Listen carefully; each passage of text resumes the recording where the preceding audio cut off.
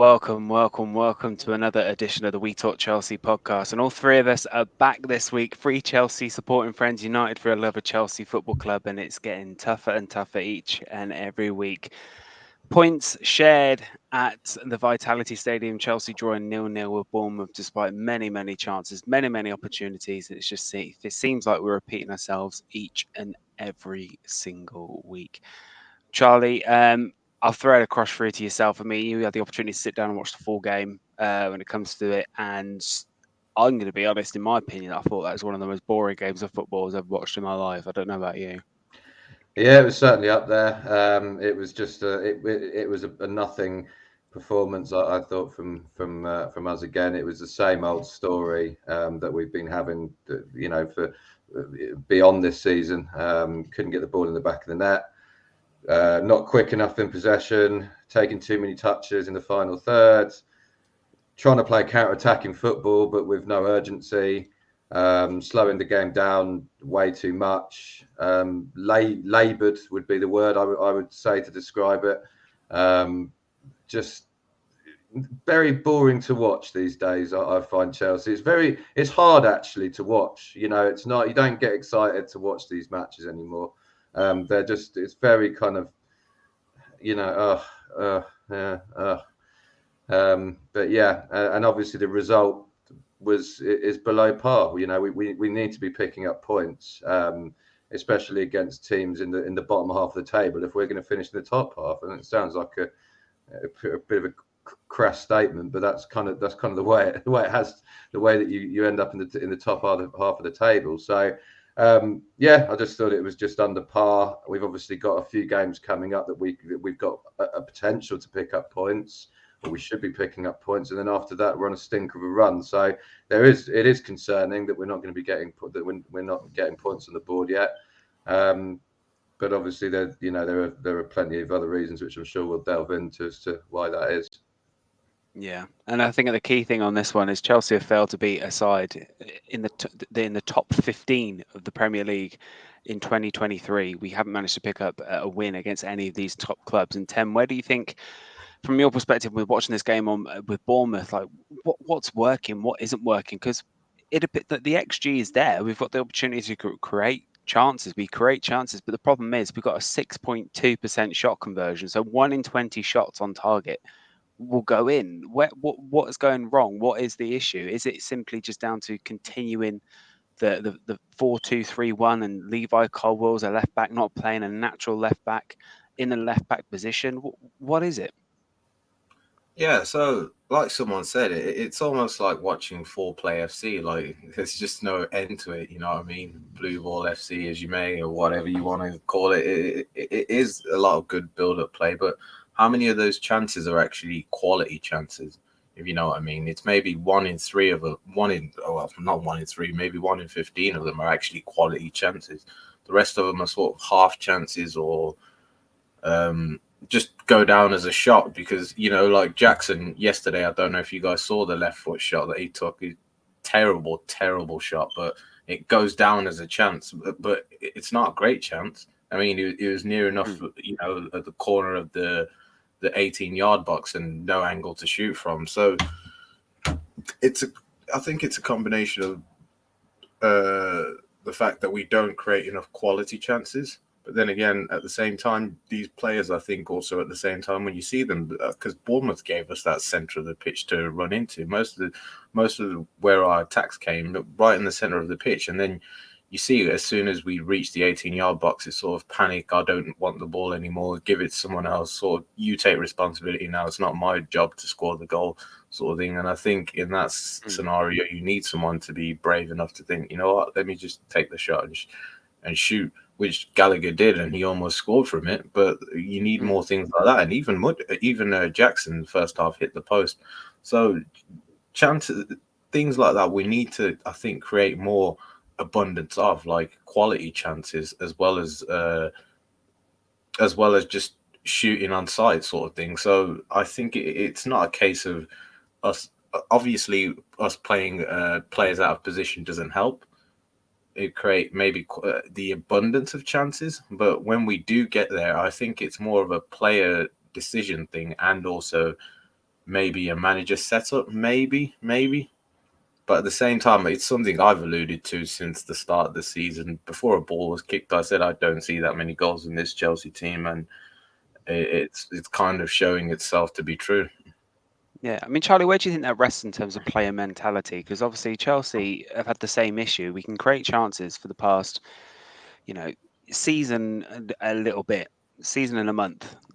We've created the opportunity. We just can't seem to put the ball in the net. We have 5 managers in that time frame. We've got a brand new squad of players. Admittedly, half of them are now out through injuries. Where does this mentality? Where does it sit? Does it rest with the players themselves? Is it down to Pochettino? Is it just simply down to poor recruitment on, Paul Winstanley and the other fellas? I can't remember the other guy's name. And is it his behalf? Like, what is it? What is this issue? Why aren't we being direct? Look at Raheem Sterling when we were playing against West Ham. Like, he was weaving in and out of players, direct, running with the ball with confidence. What is this? What's the issue? I think it is just. I think it is just that. I think it's just confidence. I think they seem to go one step forward sometimes and then 2 steps back. I think when we had the Luton game, I think everyone got quite excited, and then the next week it's back to the we look because it was West Ham after Luton, wasn't it? So I think it's West Ham, and then it's we're back to square one again with Forest, and then we go into this match after that, and we haven't scored goals, and then everyone's talking about it, and then we just go and do exactly what everyone expects us to do, which is to not put the ball in the back of the net again. No doubt we'll probably do the same on Sunday. It's just I think it is a confidence thing. That they've, although yes, it is a relatively new team. A lot of the front line were here last season. A lot of the players, to be honest, involved in these build-up. Gallagher was here last season. Enzo was here for half of last season. Mudryk, Sterling. It's only Jackson really who wasn't. I mean, and Jackson again. I don't know. He started quite well, and he does get himself in quite good positions and stuff. But again, it's the same old. He can't put his conversion rate, I would say, just isn't quite good enough at this level at the moment. So that again, and that's as a striker, you would say that was a confidence thing more than anything. But I think it's a combination. It's a combination of all 3 of those things that you alluded to. It's player recruitment. They're probably not. Jackson's probably not quite good enough right now anyway. He's probably not quite the finished product at the moment, I would argue, nor is Mudryk. There's that's one issue. There's a confidence, and then Pochettino not being able to somehow, because what it seems to me is they're not that far away. It seems like they just need to move the ball a little bit quicker, and they just need more intricate passing in that box. They just need to be able to sort of, it's just frustrating. They seem to like they've got the pace going up front. They've got all these decent players who's got talent and everything like that. But they just seem to always take one more touch. Gallagher does it a lot. In fact, they all do it. All 5 of those that I just mentioned, they all do that. They take too many touches in that final 18 yards. And they don't move it quick enough in the middle. And by the time they get to the byline, they get crowded out in the box. That's against Bournemouth. It was just watching. That was all it was. They just got to the byline all the time. And then by the time they got to the byline, Bournemouth had tracked back and didn't offer any space for anyone to get at the end of a cross. Build-up play was fine. Keep the ball okay, but it's just that final third, I mean, initially when I was watching the first half, I thought, you know what? Yeah, it's been a bit of a slow start, but I was thinking, okay, Bournemouth have done something different to what every other team has done before. They weren't banking their players. So when we were playing against West Ham, they were essentially just playing a back 5, a 4, and then having Antonio press, hold the ball up and try and get up the pitch that way. Bournemouth didn't seem to be doing that. There was lots of space in that midfield, and Bournemouth had given up a lot of time to our midfield players. Tim, do you think it would be different? I mean, how much can we attribute to the fact that we've got 12 first team injuries here? I mean, if I bring it up on here show, we have got Armando Broja, long-term injury, Carney Chukwuemeka out, Christopher Nkunku, Noni Madueke, Moises Caicedo, Romeo Lavia, Mark Cucurella, Benoit Badiashile, Wesley Fofana, Reece James, Martis Bettinelli, which is, not as big, and then Trevor Chalobah. How much can we attribute to the fact that we've got 12 first team players? That's a whole squad you can play essentially a team on Sunday could play that team in a friendly game at Cobham. Like, how much can we attribute to these injuries? And it seems to be the same thing as last season. Like, yes, we're not putting the ball in the back of the net, but injuries, surely that's something that we've got some sort of control over. Yeah, I think some of those could be attributed to maybe poor player choice. Maybe I don't know if there was enough scouting done about some of these players' injuries. Wesley Fofana's notoriously always been injured. Reece James again, he's another one who's injury prone. Uh, I think Caicedo, I'm not quite sure about him. Brozier obviously was a unlucky one. Chukwuemeka was unlucky as well. And Kunku, another one, he's actually notoriously been injured. Madueke, another one who's had a few injuries.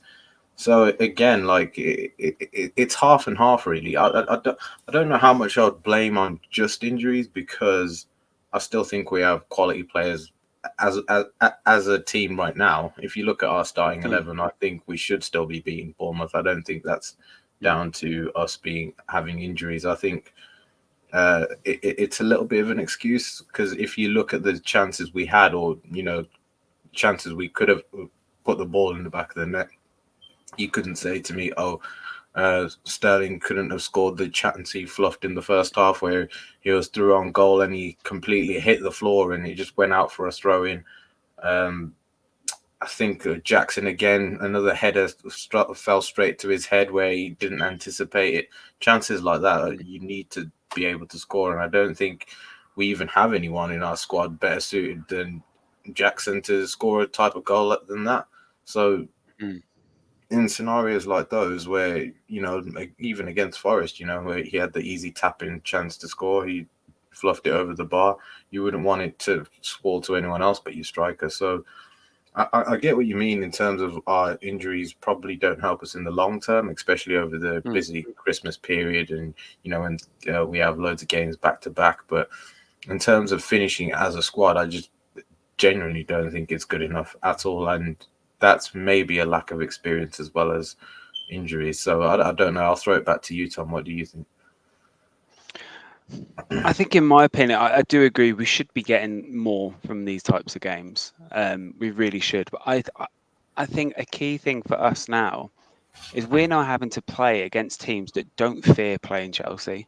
There was a period in the last decade where clubs hated playing Chelsea. They would not want to play Chelsea. We were seen up there as like the top three teams in the league.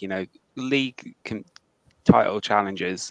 Clubs don't have that fear anymore. Like, do you really think people are going to be scared? Do you think Aston Villa now are going to be on Sunday going to be shaking like a shitting leaf because they're not sure they're going to get 3 points against Stamford Bridge? Like, you and I, Tim, we're going to the game on Sunday, and you and I have both expressed this thing. We're saying, we could be potentially getting our pants pulled down in that game. Yeah. We would not have thought that 5 years ago. There is no hope in hell we would have thought that 5 years ago. And this is no reflection on, Aston Villa, because Aston Villa, they've sorted their shit out. Let's face it, Aston Villa are phenomenally. They're a great team. They've got a fantastic manager. They're a tough team to beat now. They are formidable, but clubs don't fear us. Bournemouth wouldn't fear us.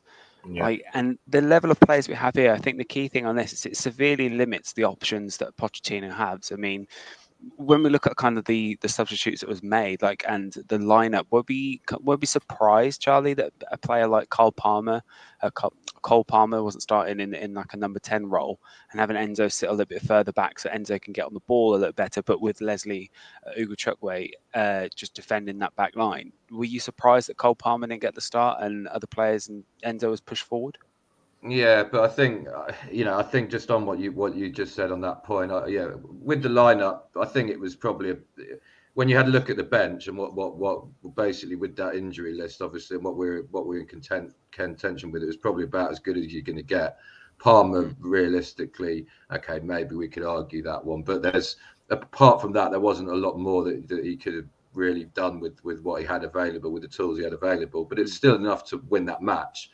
But just going back to what you said about teams fearing us, in years gone by, Bournemouth would have set up completely different against us. They would have been backs to the wall, just hoping for a 0-0. they came at us. They played relatively high line, I would say, for that kind of match. So you think to yourself, like, if we can't even beat these teams that should be like on the counter attacking play and things like that, it should work in our favour when teams come out a bit more against us, because that's been a problem for us over the last couple of years, especially when we play at home. Teams do back off us a lot. You think to yourself, like, God, like, what are we getting into? Because yeah, it's amazing, really, when how bad it's getting. But yeah, anyway, I digress. I mean, Tem, do you think 5 managers in, and we're seeing the exact same game each and every week? We're seeing teams that we're playing against, Chelsea dominating possession, averaging about 66% in possession in our games against like clubs that are considered the bottom 10 of the table. We're dominating possession. We are creating chances, and teams just bank and they play on the counter attack. And we've had 5 managers, and not one of these managers is able to kind of root down this course and say, look, we're vulnerable on the counter attack.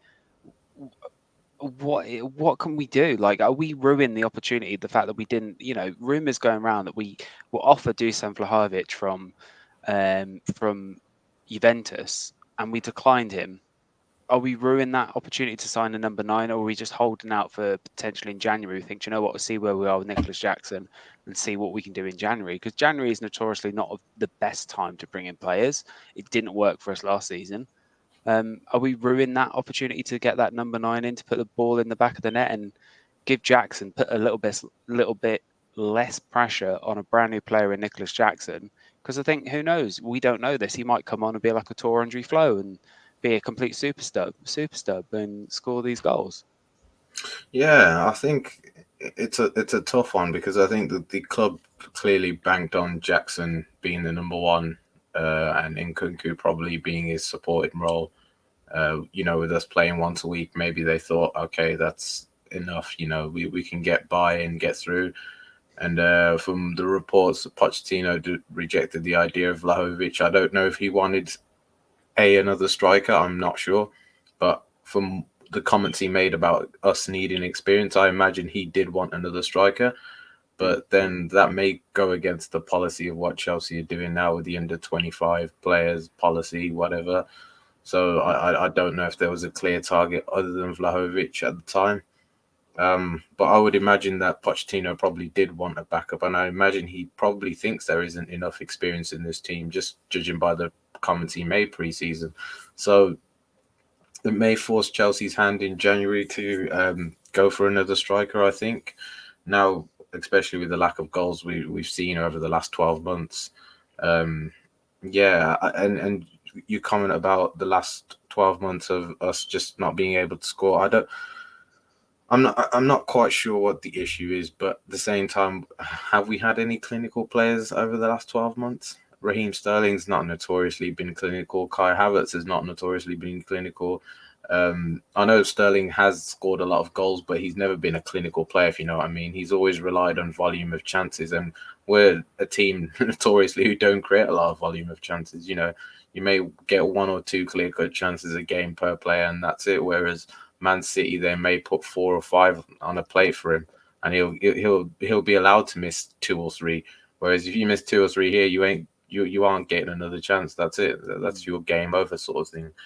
So I think it's again about creating the quality of chances and just keeping that threat going forward. I suppose we don't put fear in our opponents because we can't score. At the end of the day, if you can score, then defenders are gonna maybe come at you a bit more or block the shot, sort of thing. But because they know we aren't going to shoot from distance, they can back off, edge of the box, intercept.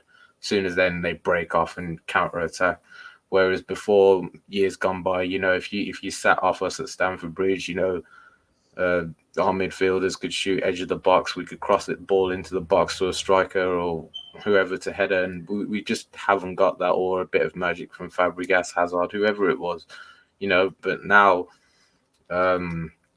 we don't have any of that. It makes it 10 times harder. So it's kind of this. a situation. I suppose even when you play football, you may have the best players on your team, but if you all are just going to pass the ball across to each other, and one time you pass the ball loosely, the other team has got the free run at your goal. So I think that's what we're seeing a lot here. And a question I wanted to ask to you guys: do you actually think the size of the pitch at Stamford Bridge sometimes hampers us when we're playing against low block? Because a lot of match-going fans don't quite think that the size of the pitch does have an effect. But when you go to some of these grounds, you do see the difference in the size of the pitch. And do you think that has an impact on a footballer having that 2-3 maybe extra yards of space? You're going to have to provide a bit of context for me in that scenario, because I've never considered it, if I'm completely honest. I know there's bigger pitches, like, Wembley's notoriously a larger pitch, but you're going to have to kind of contextualize it specifically for me. Say like the dynamics of the right. So say like the dynamics of the pitch. Stamford Bridge is quite a narrow pitch in terms of the box and the bylines. It's not quite a long wide pitch, such as, let me give you an example, like the Emirates, for example. Yep. So do you think that has a profound effect on the amount of space we have to play with? Potentially, if we're trying to find, potentially, yes, if we're trying to get into the box by exploiting the wings and then cutting it back for a player on the edge of the box, yeah, I guess so. But the problem is Stamford Bridge itself, there's no way to make that pitch any bigger than it is already. We're at the limit, really, unless we push the sideline all the way up to the stands near enough, pretty much, and having the East Stand pretty much on top of them. But then also, like, when you say that, that's how we always seem to play at Stamford Bridge. We always play down the wings, and we always get the cross. But you're saying that we would be able to get it across quicker? Maybe we'd be able to avoid. I don't know. We'd have more space. You'd have an extra opportunity for maybe if it's Chilwell playing as a left wing back, or Reece James on Manchester, But we always seem to play out wide like that. To take the ball, be more direct with it. Yeah, that's what I'm trying to say. Or you can sort of draw people out on a bigger pitch. Obviously, the more space you have. So maybe even at goal kicks, sort of thing, you could play out dangerously and be able to hit the counter attack quicker. Whereas if you're playing quite narrow, maybe you might think of, let's play the ball slower or get short passes, sort of thing. Whereas on a long pitch, you might decide to hit it quick or just use that extra bit of yards or pitch of grass, I suppose, is what I'm trying to say. I don't know. It's worth considering. It's the first I've ever thought about it. Completely honest, and I suppose it's because there's no solution to it, is there? Really, because like you say, we're just looking for any advantage, really, aren't we? Yeah, but you can't. But I don't think it's particularly possible to do anything with the this team is actually doing it. It might be a reason, but it's never been a reason in the past. You still have to remember we've won plenty of Premier Leagues on that pitch, and we've played with plenty of wingers on that pitch and everything else. So you got to look at it in that sense as well. We've I don't know. It's like you play to what you got, don't you? And it's just, I don't know. Yeah, but that's the way I think now it's even harder because, like you said, we don't really have any aerial threat whatsoever. Back in those days, we did, and like you say, we could shoot from the edge of the box and maybe put it top in. So it makes it that little bit trickier. And I suppose with the way the game's going nowadays, it's more about finding those intricate passes in the final third, playing it across low in the box and either getting that lucky deflection or tapping or whatever. I don't know. Yeah, I don't know. I mean, one thing I will go back to, which I did agree with you, is that if you look at like actually getting if we had a bona fide clinical finisher at top, that would hopefully give more space to all the other players around them, because at the moment they do, like you say, those if you look at the top five yesterday, the top five people, basically the attacking five, if you like, Gallagher, Enzo, Sterling, Mudryk, and Jackson. I mean, it's hardly they're just none of them have got much about them, to be honest, in terms of goals. But if you replaced Jackson, let's say prime Drogba as an example, because I'm not going to say Ivan Toney's the answer or anything like that because we don't know yet. But prime Drogba, I do actually think that we would have scored a goal yesterday. Probably would have won the match. So that's that's what I'm trying to say, because that Drogba would have been able to get on the end of a ball, or would have been able to take a defender out of position, or would have been able to convert from a corner or something. So if you had that. There is those sort of players. I mean, they're so hard to come by nowadays. I don't know whether it's just me, but there just seems to they don't seem to really exist, these sort of strikers I anymore. think As I much, think it's because the way that football's played, and especially in the last 10 years, has changed. I think I was speaking to Dan at football yesterday, and he was saying like the amount of crosses that have passed into the box, you have a less chance to score goals from crosses now. That's why you're seeing a lot more wingers, becoming inverted wingers and chopping back, and then trying to play like intricate passes inside, as opposed to like getting out on the byline and in swinging across. So maybe that could be potentially a reason as to why that kind of player isn't around anymore and not as popular. But everything is a big cycle, isn't it? Like it's going to come back round. 4-2-3-1 died out after 4-2-3-1 died out after a while, and then 3-4-3 came back in. So it's all. It's all you do find them. I mean, cycle. Harry Kane, for example, is one of them, isn't he? And Ish, but not really, because he's kind of like a false nine, because he drops in. He drops into but he can. midfield. I think He the way picks he's the playing ball. for Munich's a bit more. He is a bit more Mm, forward thinking, as far as I'm aware. I don't know. I haven't actually watched him, but I was listening to the radio saying that they've got enough yeah. players behind him that they don't really need him to do that. They can just get him to play straight up, and he's still scoring goals. I mean, there are players out there. I mean, Haaland's probably one of them. There are players out there who can play like that, but it's just like they're so hard to find, and you can spend 100 million on one like we did with Lukaku, who we thought was the answer, and look what happened there. So. Even then, it's a risk, even for that money. So I just want to go back to something that mentioned earlier, that Temba mentioned earlier. It's this under 25 policy that we currently have. Obviously, it means we didn't sign James Maddison, who could have been a fantastic player for Chelsea. We won't ever know. Absolutely tearing it up for Tottenham right now, and fair play to him. But then also, Ivan Toney doesn't fit that profile either. So, what do we make of this under 25 policy? I mean, Tem, you mentioned saying there was a bit of a disconnect with regards to Pochettino saying that he wants more experience in the squad, but then also, Clear Lake have this idea that what they want to do is have players under the age of 25 only. They're only going to sign those types of players. But surely this should have been ironed out when Pochettino was joining the club. Surely let them said, okay, well, I'm going to want some experience at this point. Like, is the under 20 and is the under 25 policy kind of a dangerous route to go down? Because doesn't that, in theory, kind of make us look a bit like a selling club as opposed to let's go and win things? Does that make sense, Tim? Yeah.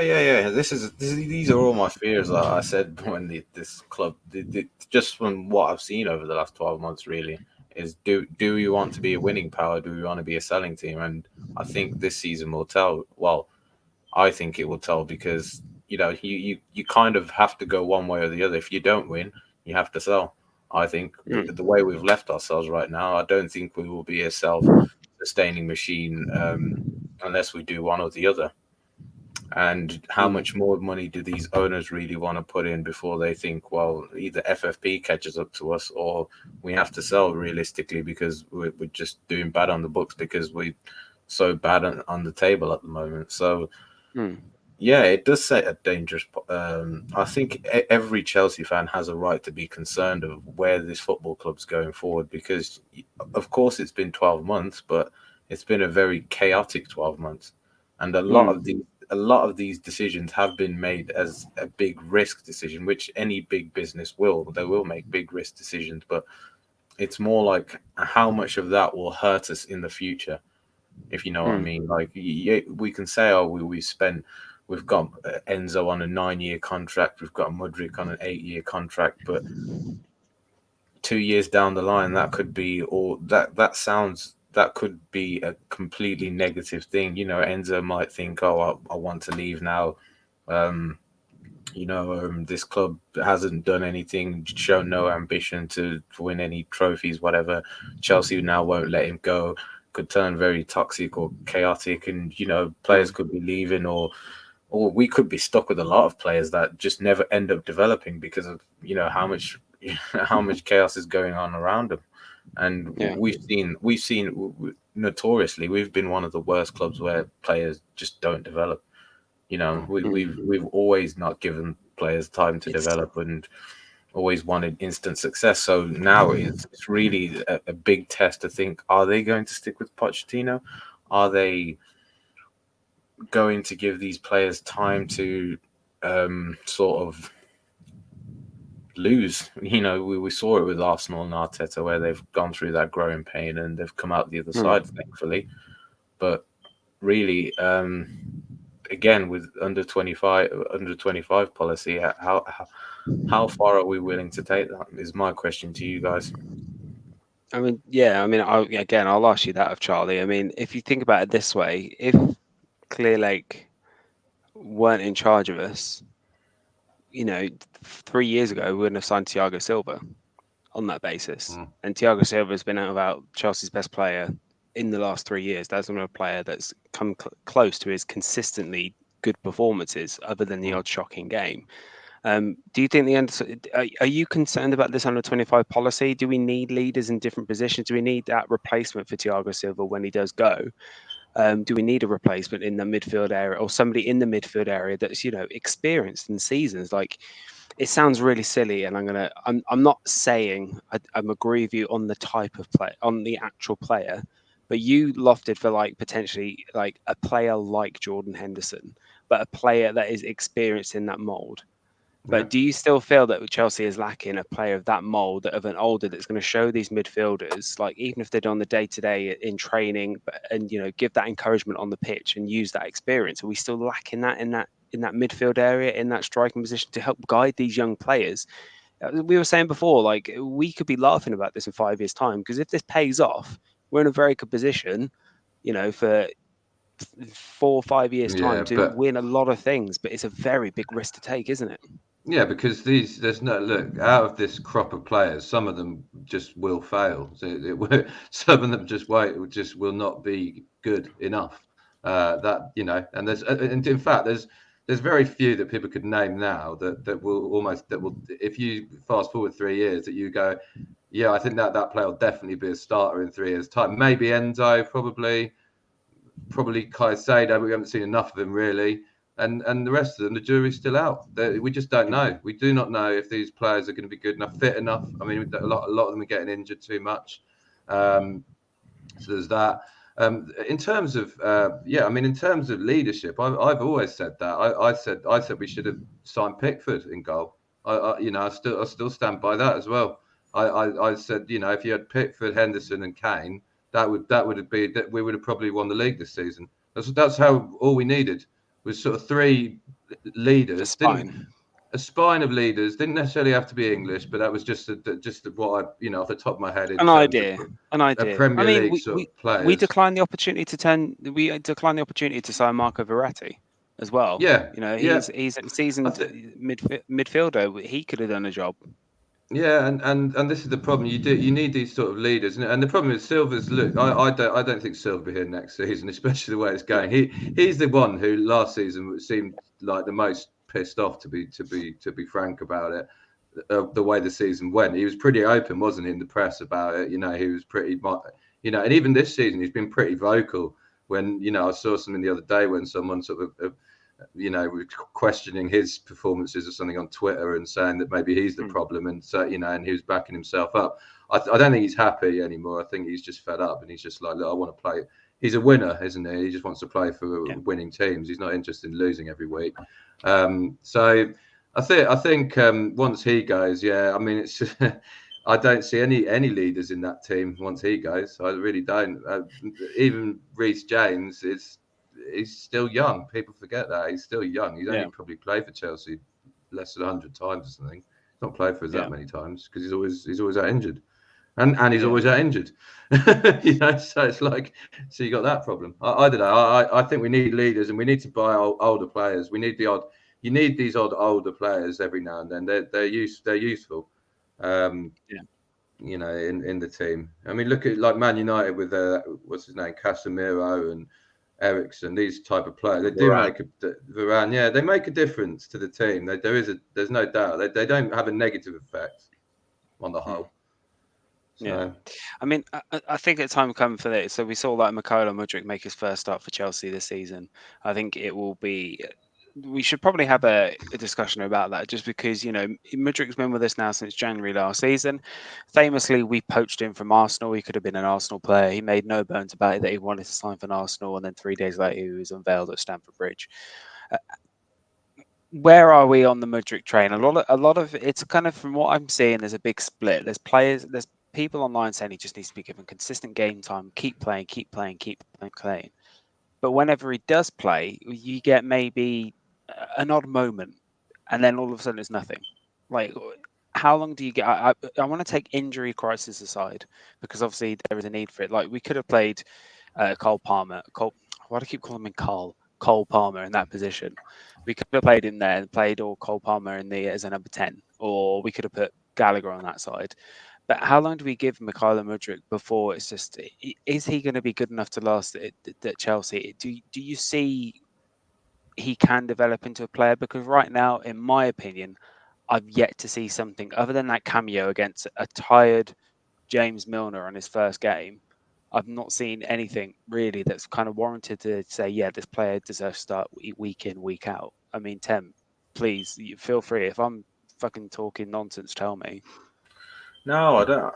It's a hard one because you can see the quality in him. You can see certain bits of his game, like especially the speed that Theo Walcott mentioned before the game kicked off. He was like, he needs to utilize his speed more in situations where he can, and you could see when he turned the defender and he got the Sterling free kick on the edge of the box. That was him just taking the ball, turning the defender, and running at speed.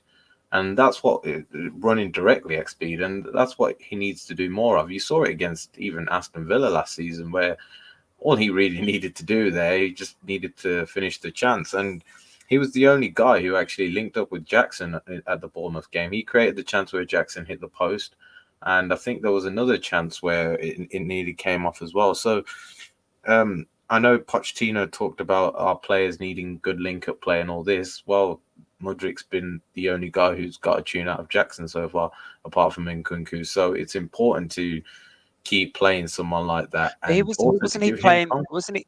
Wasn't it? Sorry to interrupt, but wasn't he playing well with Ian Mason in pre-season? And Mason was playing as a right winger or a left winger. Wasn't playing he was naturally as a playing left as a wing back. central. Yeah, he was playing as a left winger and a central attacking mid as well. So yeah, Yeah, again, like I say, the cameos we saw in Kunku, um, Martin, and in Mudryk with Jackson, they were the ones that really linked up well with him. Obviously, Sterling's done pretty well, but you need it coming from both sides. It can't just be from one side.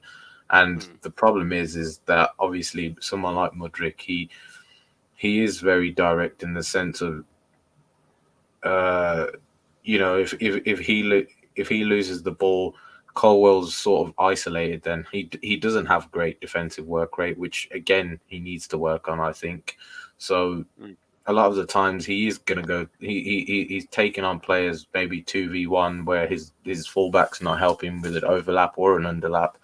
So he has to be very careful when he does things. So again, it's a hard one. It's a hard one because he's a player who hasn't even played over 100 professional games, I believe. So mm, he needs that game time. Ideally, I would have wanted him to go on loan this season, but because we spent so much on him, mm. that was never going to happen. I think he Yeah, just needs to play a whole season injury free or just gain that confidence back. And I've always said this, I don't think Chelsea's that type of environment where you get time to learn to fail sort of thing. If we had yeah, been, maybe if we had actually had a good season, maybe done what Villa did, got in the Conference League, that would have been the perfect platform for him to be like, you know what, I can play a whole 90 minutes and I won't be subbed off. But now because we're playing once a week, we've got Brighton in the cup. Possibly, well, we don't know what the FA Cup fixtures are going to say, but at the moment, where is that 90 minutes going to come from?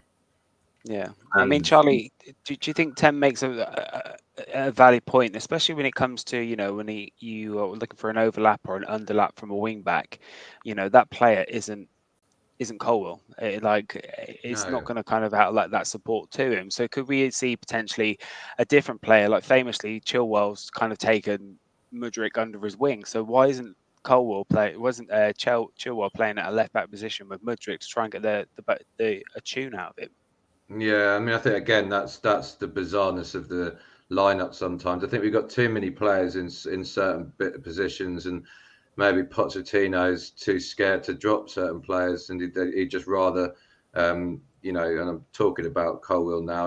I personally think he's been okay, but I don't think he's necessarily had the greatest first 5 games I've ever seen in that position. I don't think there's any reason why somebody else couldn't get that but it just seems to me as though in order to get him to stay, that there was obviously quite a lot of discussions between Pochettino and him, and clearly that's probably the arrangement that they made, is that he'd give him a certain amount of games this season as a sort of guarantee. I don't know. That's just what I think, because otherwise it just doesn't make sense.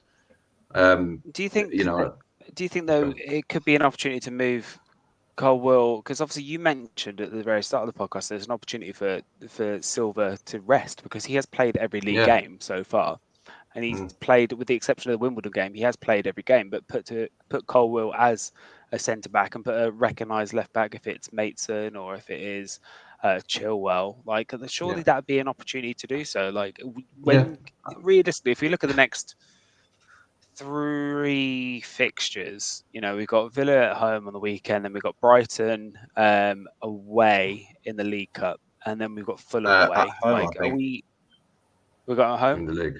Yeah, In Brighton the at home? League Cup. Oh, sorry. We got them in the League Cup. Like, could you potentially see the opportunity there for Colwell to actually get a start in his natural position, and then we might see, the player that Yeah, we have seen from Colwell that plays for the England under 21s, who's very, he dominates the ball. He's very good. Brings the ball out of centre back and can unleash a player like Mykhailo Mudryk with the ball over the top. That'd be fantastic, wouldn't it? yeah. I mean, the problem that we've got as a team is that we're so bad at the moment that we can't afford to lose matches, and that's the problem. Is that Silva's basically he kind of has to play every match. It's just like it's the same thing happened last season. We've got enough players in those positions, but ultimately, we cannot afford to lose matches. So that's the problem. But yeah, what do you reckon, Tim? Yeah, I totally agree. And the actual hilarious thing is that we want to play this hybrid left centre back, left back role. And who do we have? Who did we sign last summer? Who's perfect for that position? And now he seems like a staple out of our team. Cucurella. Exactly. Yeah, So but I know you may not agree, but we spent that money on him now. We chose to keep him, and he's completely useless at the moment. So you think we've got an unwanted asset there who's probably ideal for a left centre back, sort of left back role, and maybe if you moved Colwell to the other side, or maybe replaced him with Silva, if Pochettino did that, I think that could work more for the team if he wants this setup. The problem is that he's playing players where they're not comfortable being. I think Cucurella would be much more comfortable there than Levi Colwell. I don't know if we'll win, but that's more of his profile than what we're seeing at the moment. And the bizarre comment that he made after the game was he didn't want the fullbacks to go forward that much. So again, what are we doing in terms of that sort of style of play? I'm a bit confused as how does he expect us to attack the box and score goals if our fullbacks aren't high and wide? Because I remember when he was at Spurs, that's the notorious thing he did with Walker and Rose were really high and wide. Dyer dropped in at centre back and sort of Wanyama in that midfield.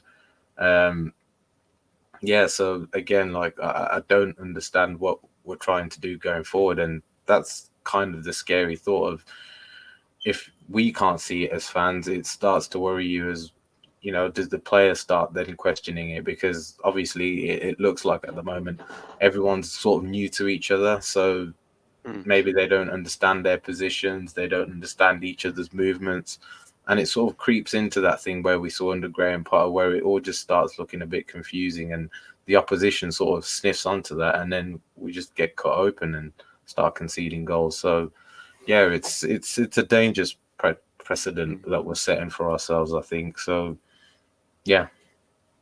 Yeah, I mean, I think the time's come really to us. So I've seen some sort of rumblings from some very, very, what's the word I'm looking for? Reactionary Chelsea fans online, let's say. Reactionary is probably the best word I can use in it. And just saying they don't understand the identity, how we are playing at the moment. We don't see a clear philosophy. It is, I put this to you, Charlie, like, is Pochettino, is he in trouble already? How long do you think the club's actually going to give him? Do you think they give him till January if results don't pick up? Or do you think he's like, we've got to commit? We had 5 managers last year. We've got to try and see this one out. I've always said it will be just down to how bad it gets and how and the fans. I think the fans will turn on him quite quickly just because it's fickle, but it's because he's ex-Spurs. They just will. The game-going fans will turn on him quickly.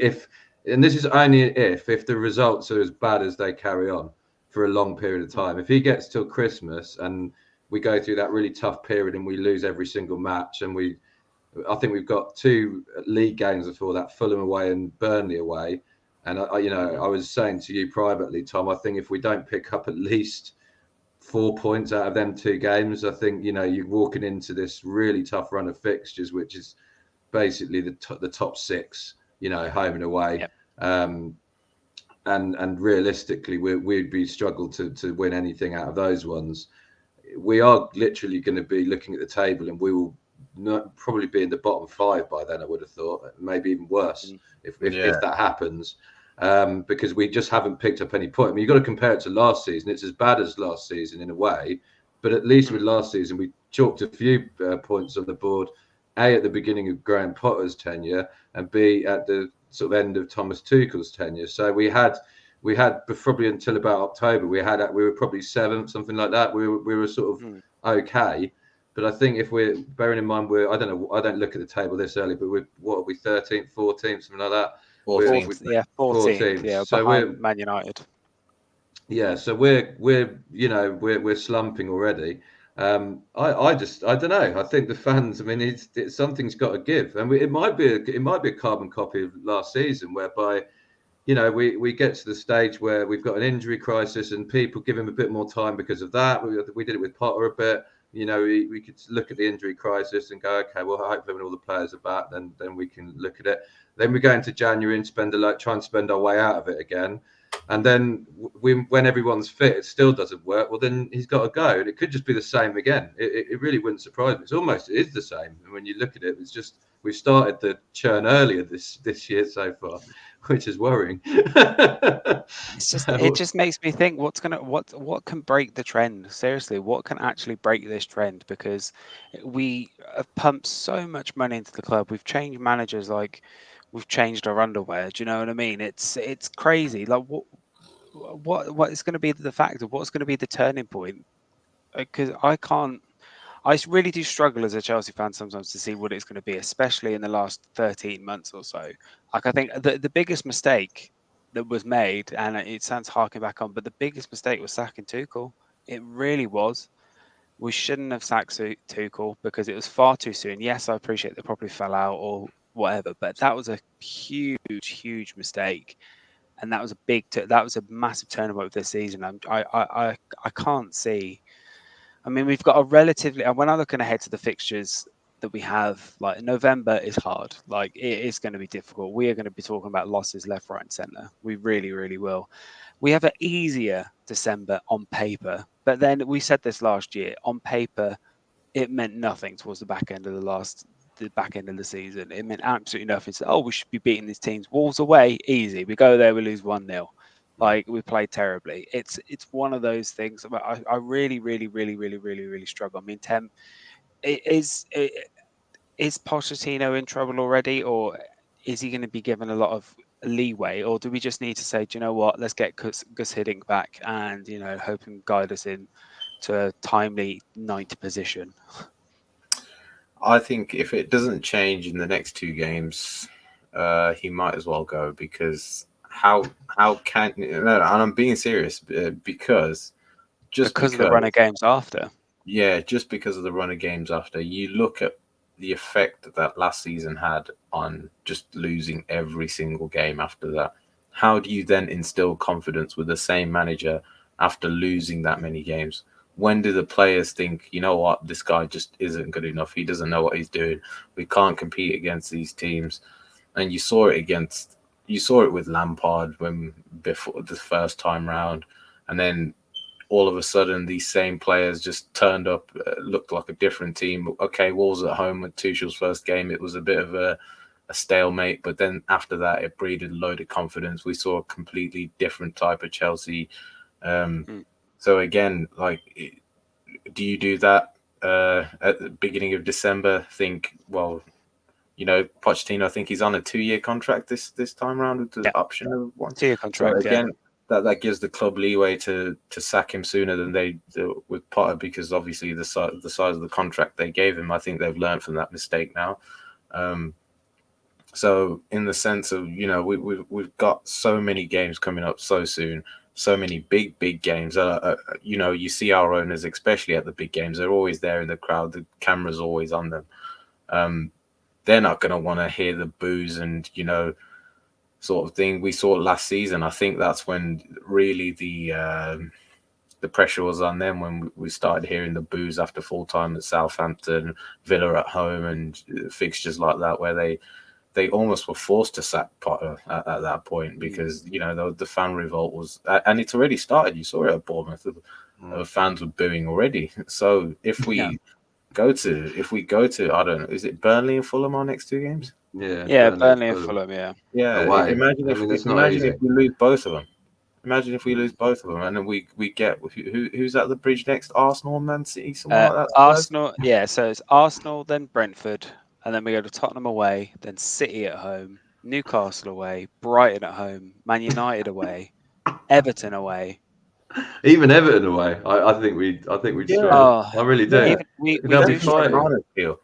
And you think we lose to Arsenal nearly every season now? Yeah, we'll lose to Arsenal. Now.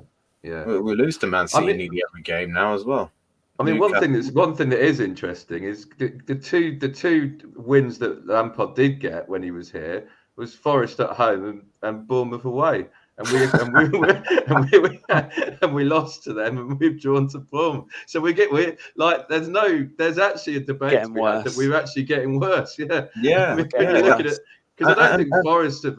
I mean, Forest have bought a few players, but they're still easily beatable, and Bournemouth haven't won a game yet, have they, this season? They're really they're a relegation. And team. the funny thing is, this is the worst start for a Chelsea manager since 95-96 season.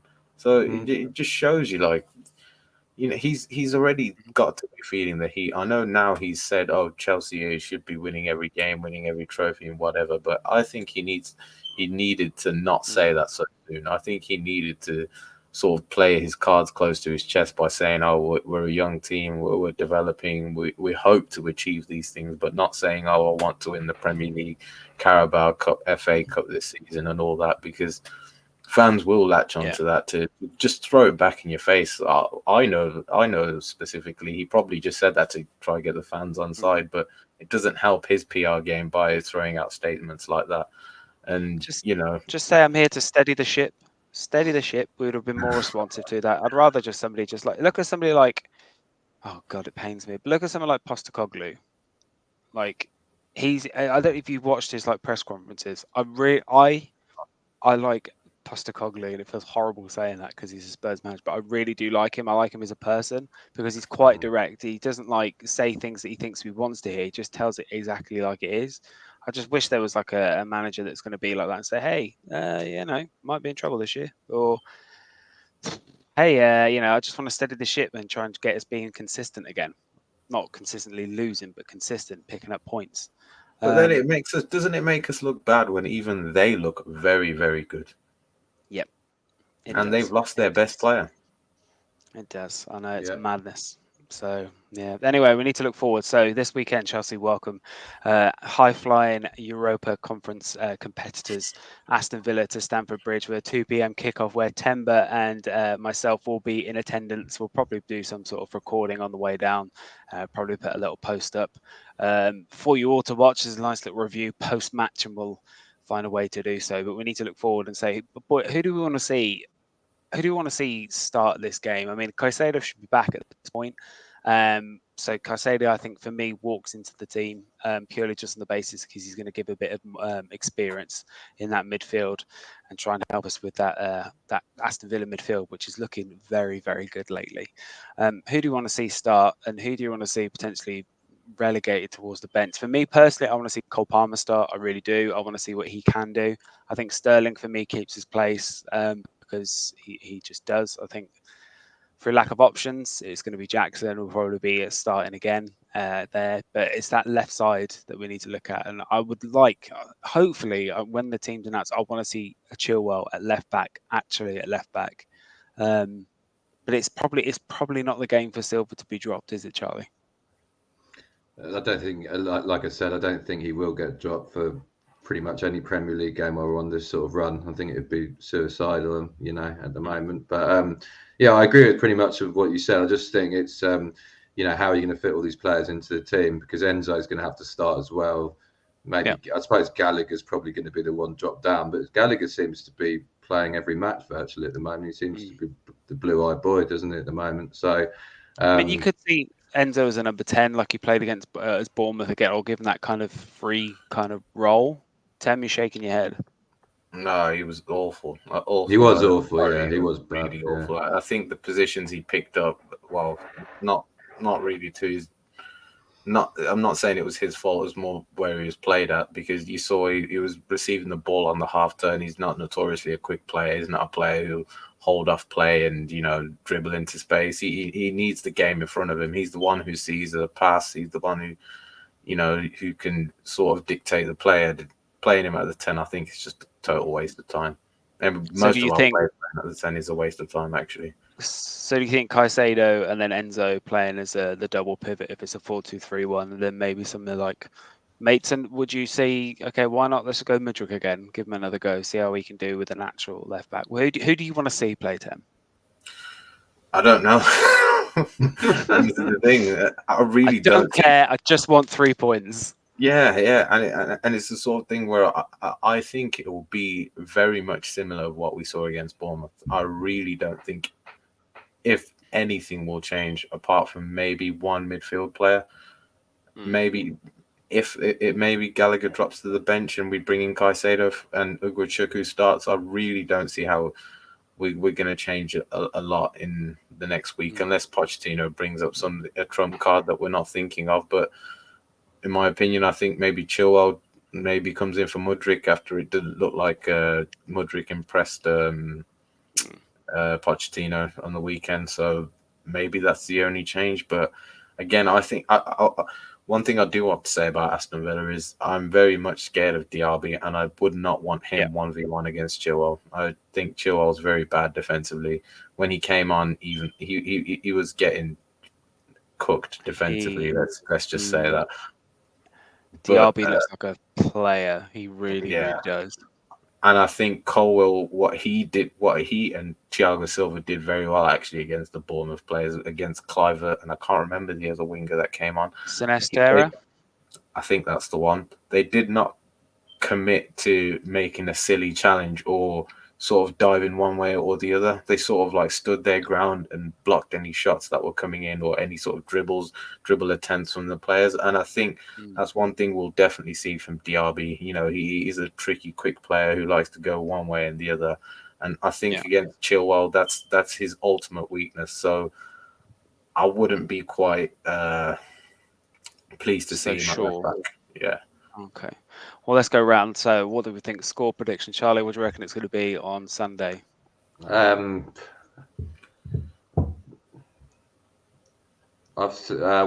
Villa, I'd say, probably on the law of averages at the moment. 1-0 Villa. Tem? Yeah.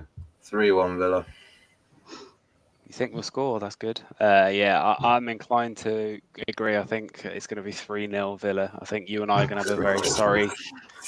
I think you and I are going to have a very sorry train ride home, and we'll be debating why the hell do we waste £100 of our own English money to be going to Stamford Bridge to watch us have our pants pulled down by Aston Villa. But no, we appreciate it. Thank you very much. If you are watching us, thank you very much for joining us this week. We are live on TKS TV. We're still trying to get to 100 subscribers. Please, if you're watching us and you see us, please hit that subscribe button. It really, really does help. We want our own little custom URL. Dave, absolutely fantastic. Chaps, thank you very much for joining us. We'll be back next week at 9:30. Take care. Up the Chelsea. Yeah, Up the Chelsea. Chelsea.